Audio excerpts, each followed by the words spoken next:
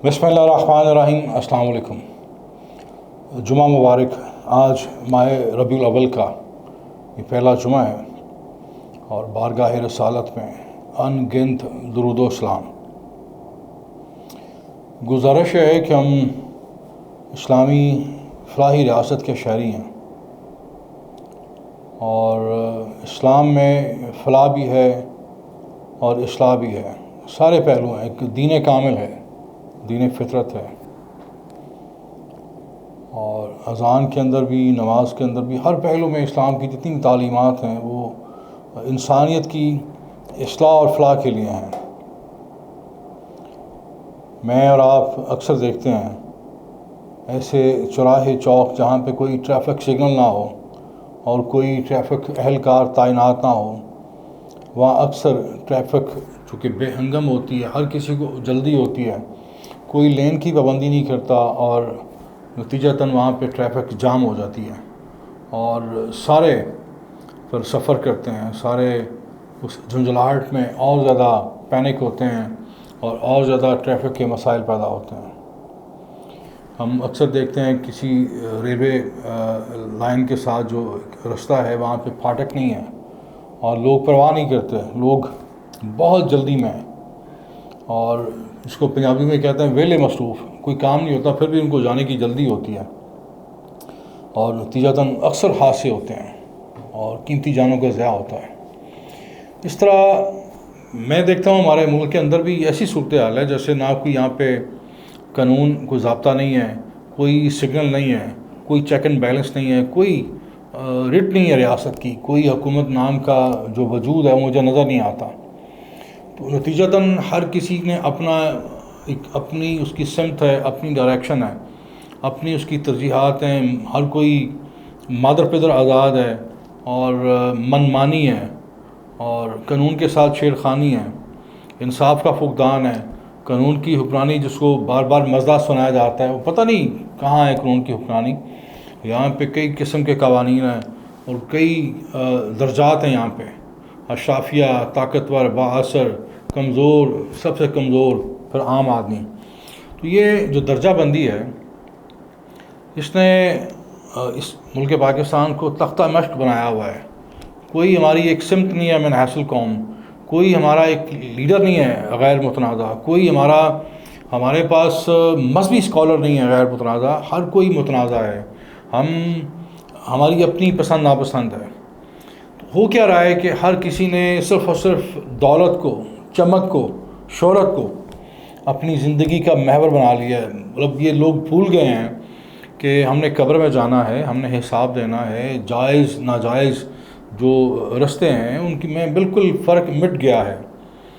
हर कोई, इस्लाम कहता है कि अपने से नीची तरफ देखो, अपने से ऊपर देखोगे तो जो हासिल है, ला हासिल के चक्कर में हासिल का जो आपका मज़ा है वो भी करकरा हो जाएगा। लेकिन हम हैं कि हम समझते हैं कि हम इस्लाम से बहुत आगे हैं और नौज़बिल्ला मिन ज़ालिक इस्लाम की जो तालीमात हैं शायद अहद हाज़िर से मुताबिकत नहीं रखती। हालांकि ऐसा नहीं है। इस्लाम ऐसा कामिल दीन है जो क़यामत तक और क़यामत के बाद भी हमें फ़ायदा देगा।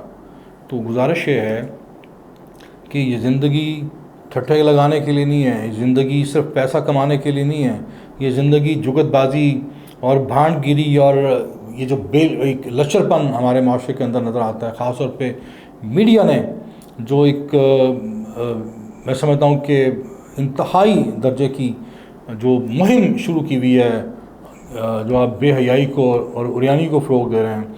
फिर आप सोशल मीडिया पर ये जो हमारे यूट्यूबर हैं नौवारद और बिल्कुल नाबालिग किस्म के, उनको लगता है कि सिर्फ हमने रेटिंग के लिए और अपनी जो है पैसों के लिए हम मादर पिदर आज़ाद हैं, आज़ाद ख्याल हैं, हमें आज़ादी इज़हार एक लफ्ज़ रटा हुआ है। हालांकि इस्लाम कहता है कि बोलना है तो तोलना सीखो, और यहाँ पे किसी ने बकवास कर दी है कि बोल के लब आज़ाद हैं तेरे। इस्लाम इसकी नफ़ी करता है। इस्लाम कहता है कि बोलना है तो तोलना सीखो।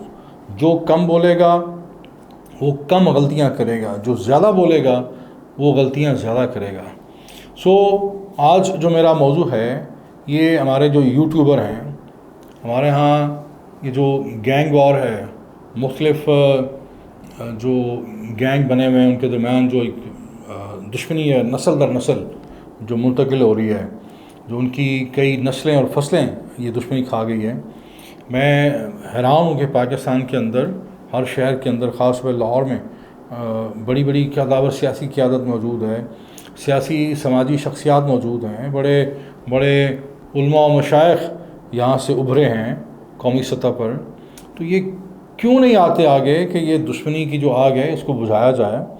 اور دوسری طرف ہمارے جو یوٹیوبر ہیں یہ اپنے پروگرامز میں ایسا انہوں نے ایک فینٹیسی بنا دیا ہے، اس کو گلیمرائز کر دیا ہے دشمنی کو، اور ایسے کرداروں کو ایسے بڑھا چڑھا کے پیش کیا جاتا ہے. اور میں تو بڑی ذمہ داری سے اگر عرض کروں کہ یہ جو کئی جو حالیہ خاص طور پہ اموات ہو رہی ہیں، آپ اگر مجھے اجازت دیں تو میں یہ کہنے میں حق بجانب ہوں کہ ہمارے یہ جو یوٹیوبر ہیں وہ بھی کسی نہ کسی حد تک اس میں شامل ہیں. مطلب آپ اپنا اپنا ایک اینگل اور اینگر نکال رہے ہیں، اپنا اپنا ایک زاویہ بنا رہے ہیں، اس دشمنی کو ایک ہوا دے رہے ہیں کہ فلاں کا ہاتھ اوپر آ گیا، فلاں غالب آ گیا، فلاں معتوب ہو گیا، مغلوب ہو گیا. بھئی اور بہت سارے موضوعات ہیں، ان پہ بات کریں، کوئی تعمیری بات کریں، سنجیدہ بات کریں. لیکن بدقسمتی یہ ہے کہ ہم سنجیدہ اور تعمیری بات سننے کے لیے تیار بھی نہیں ہیں. ہمارا چونکہ ہم نے معاشرے کو عادی بنا دیا ہے. ایک یہ مائنڈ سیٹ ہے کہ ہم لوگوں کو وہ دکھاتے ہیں، لوگوں کے سامنے وہ پیش کرتے ہیں وہ جو دیکھنا چاہتے ہیں، حالانکہ ہمیں وہ دکھانا اور پیش کرنا چاہیے جو ضروری ہے، جس میں اصلاح اور فلاح کا پہلو ہو. مطلب اب میں بھی بچپن سے گزرا ہوں، اور آج میں میرے بچے ہیں، مائیں یا والدین اپنے بچوں کو بہت ساری حلال نعمتیں ان کو اپنے بچوں کو محروم کر دیتے ہیں کہ یہ میرے بچوں کو یہ فلاں نعمت جو ہے مافق نہیں آتی، اس سے اس کا گلا خراب ہو جاتا ہے اور اس سے اس کا پیٹ خراب ہو جاتا ہے، یہ اس کو سوٹ نہیں کرتی. بہت ساری آپ نے آپ کے آس پاس آپ گزرے ہوں گے، آپ نے ان چیزوں کا سامنا کیا ہوگا. تو اگر ماں باپ، ایون ڈاکٹرز جب آپ بیمار ہوتے ہیں تو بہت ساری آپ پر پابندیاں لگا دی جاتی ہیں کہ آپ نے فلاں فلاں جو نعمتیں ہیں وہ نہیں کھانی. ٹھیک ہے. سو معاشرے کے لیے اور ایک بہتر معاشرے کے لیے، ایک مفید معاشرے کے لیے، صحت مند معاشرے کے لیے بہت سارا اسٹف، بہت سارا مواد ایسا ہے کہ جن کو ہم نے اس معاشرے سے دور رکھنا ہے.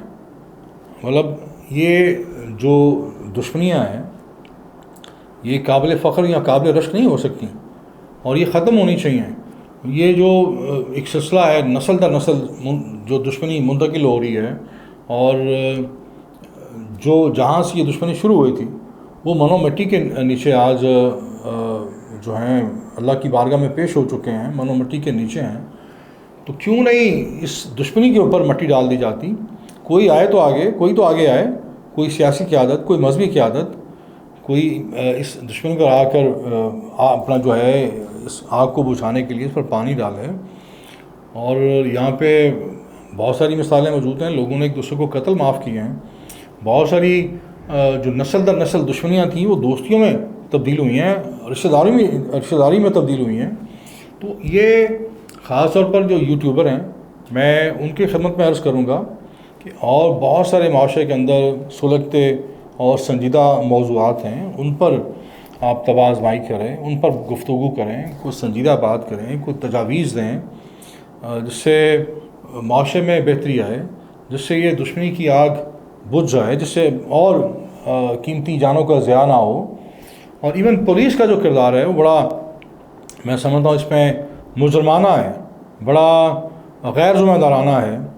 اگر پولیس اپنے کام کے ساتھ انصاف کرے، اگر پولیس چاہے تو یہ دشمنیاں ختم ہو سکتی ہیں، یہ مٹ سکتی ہیں، اور مزید یہ جو گینگ وار کا خدشہ ظاہر کیا جا رہا ہے یہ رک سکتا ہے. پولیس اپنے کام کے ساتھ انصاف نہیں کرتی. یہاں پہ خاص طور پہ پولیس کی صفوں میں بڑی کالی بھیڑیں ہیں، اور پاکستان کے اندر ویسے تو کرپشن کا سورج سوا نیزے پر ہے، لیکن سب سے زیادہ کوئی اگر بدنام محکمہ ہے تو وہ آپ کو پولیس کے اندر ساری چیزیں ملیں گی. آپ کو ایف آئی اے، پولیس جتنے بھی یہ ہمارے خاص طور پہ جو ڈیل کرتے ہیں شہریوں کے درمیان تنازعات کو، اگر یہ اپنا قبلہ درست کر لیں. ایف آئی اے میں نے حالیہ طور پر جو میں نے آبزرو کیا ہے، جو میں نے واچ کیا دیکھا ہے، بے پناہ کرپشن ہے. پولیس کے اندر تو خیر ہے ہی ہے، بہت سارے محکمے ایسے ہیں جو شاید ہی میں کوئی نام لے سکوں جو کرپشن سے پاک ہو. 100% کوئی نہیں ہے. ایک دوڑ لگی ہوئی ہے، میراتھن ریس چل رہی ہے کہ کون زیادہ کرپشن کر سکتا ہے، چونکہ احتساب نہیں ہے یہاں پہ، کوئی چیک اینڈ بیلنس نہیں. جیسے میں نے شروع میں عرض کیا کہ کوئی سمت نہیں ہے، کوئی ڈائریکشن نہیں ہے، کوئی محتسب نہیں ہے، کوئی احتساب نہیں ہے، کوئی انصاف نہیں ہے، ڈر نہیں ہے، قانون نہیں ہے. تو یہ جن معاشروں میں اس قسم کی کیفیت ہوتی ہے کہ کوئی پوچھنے والا، کوئی روکنے والا نہ ہو، ٹوکنے والا نہ ہو، تو یہاں پہ ہر کوئی اپنی اپنی دوڑ لگا رہا ہے صرف ایک پیسے کے لیے، دولت کے لیے اور شہرت کے لیے. ایک دوڑ لگی ہوئی ہے اور ہم ایک دائرے میں گھوم رہے ہیں. مطلب ہم من حیث القوم یا بحیثیت ریاست آج جس نہج پر کھڑے ہیں، جس طرح پاکستان مقروض ہے، معاشی طور پر مفلوج ہے، جس طرح معاشرہ تقسیم ہے، معاشرے کے اندر ایک نفرت ہے، انتشار کی فضا ہے، تشدد کی فضا ہے، یہ دشمنیاں نسل در نسل اور لوگوں کو نگل رہی ہیں. تو یہ کمی ہے، ہمارے اندر کمی ہے، سیاسی قیادت کی کمی ہے. اور یہ جو انتظامی قیادت ہے، جن کے پاس اختیارات ہیں، یہ جو وردیوں میں بیٹھے ہیں، پولیس فورس میں یا ایف آئی اے فورس میں، جن کا یہ کام یہی ہے کہ جرم کی سرکوبی اور جرم کو ہونے نہ دینا. مطلب آپ ٹھنڈے کمروں میں بیٹھے ہیں، لگژری آپ نے دفاتر بنا لی ہیں اس مقروض ملک کے وسائل سے، آپ نے عالی شان دفتر آپ نے بنا لی اپنے لیے، جیسے آپ کوئی ننیال میں آئے ہوئے ہیں، ددیال میں آئے ہوئے ہیں چھٹیوں پر. یہ جو فائٹنگ فورس ہوتی ہے، جس نے جرم کو روکنا ہے، جس نے مجرم کی سرکوبی کرنی ہے، وہ فورسز ایسے نہیں ہوتی. اور خاص طور پہ ایک مقروض ملک کی جو فورسز ہیں، ان کی ترجیحات یہ نہیں ہو سکتی کہ آپ اپنے لیے عالی شان لفظ بھی چھوٹا ہے، آپ نے تو ایسے اپنے دفاتر بنا لیے ہیں جیسے شاید امریکہ اور فرانس اور پیرس میں نہیں ہوں گے. جو فائٹنگ فورس ہوتی ہے وہ رف اینڈ ٹف ہوتی ہے، وہ ہر وقت آپریشن حالت میں ہوتی ہے، حالت جنگ میں ہوتی ہے. لیکن جس طرح آپ نے اپنے آپ کو عادی بنا لی ہے، جس طرح میں دیکھتا ہوں پولیس کے اندر بہت سارے جو پیرا شوٹر ہیں، پی ایس پی، مطلب اچھے لوگ بھی ہیں لیکن وہ آٹے میں نمک کے برابر ہیں. اور آپ نے اس معاشرے کو ایسی درندگی کے سپرد کیا ہوا ہے کہ کسی لمحے کسی کی بھی جان جا سکتی ہے. یہ جو دشمنی ہے یہ رکنے کا نام نہیں لے رہی، چونکہ آپ نے روکنے کی کوشش نہیں کی. آپ تو اس آگ پر اپنی روٹیاں پکاتے ہیں. آپ کو تو ایک کہنا چاہیے پکا پکایا آپ کو پکوان مل جاتا ہے. جب کوئی ایسی دشمنیوں کی بھینٹ چڑھتا ہے تو آپ کی وہاں روٹی لگ جاتی ہے، آپ پیسے کماتے ہیں، ہر دونوں فریق سے آپ کی جیب گرم ہوتی ہے. تو رک جائیے، ایک حد ہوتی ہے، آپ نے جواب دینا ہے. ابھی میں آج خطبہ جمعہ میں سن رہا تھا کہ رسول اللہ صلی اللہ علیہ وآلہ وسلم کے دور میں ان کے ایک غلام کا قتل ہو گیا. رسول اللہ صلی اللہ علیہ وآلہ وسلم کے غلام کا، جس کو نسبت تھی رسول اللہ صلی اللہ علیہ وآلہ وسلم سے. اور صحابہ نے کہا کہ یا رسول اللہ صلی اللہ علیہ وآلہ وسلم، آپ کا غلام تو جنتی ہے، چونکہ وہ اس کی آپ سے نسبت ہے، وہ آپ کا غلام تھا. تو رسول اللہ صلی اللہ علیہ وآلہ وسلم نے فرمایا کہ تم لوگ کس طرح کہہ سکتے ہو، کیونکہ اس نے مال غنیمت سے ایک چادر چرائی تھی.